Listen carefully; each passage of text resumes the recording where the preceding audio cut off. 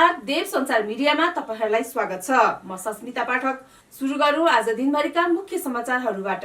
सरकारी कार्यालयको नयाँ समय तालिका लागू। सरकारले आजदेखि सरकारी कार्यालयको कामको समय 9 बजेदेखि 5 बजेसम्म बनाएको छ। पहिले 10 बजेदेखि सुरु हुन्थ्यो, साथै शनिबार र आइतबार 2 दिन साप्ताहिक बिदा दिएको छ। सिंहदरबारमा बिहानै कर्मचारी देखिन थालेका छन्। पेट्रोलियम मूल्य वृद्धि विरुद्ध काठमाडौँमा प्रदर्शन। पेट्रोल र डिजेलको मूल्य बढाएपछि युवा कार्यकर्ताहरूले काठमाडौँमा विरोध प्रदर्शन गरेका छन्। विश्व बजारको प्रभाव र क्षति अशान्तिका कारण एनओसीको मूल्य बढाएको हो।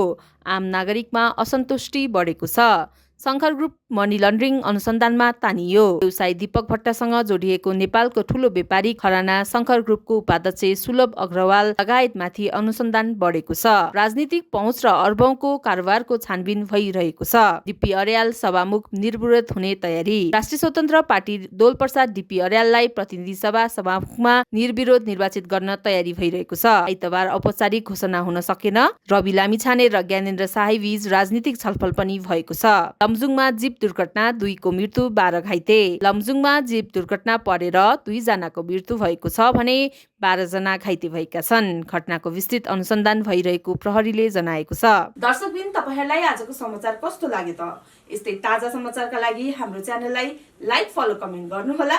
धन्यवाद।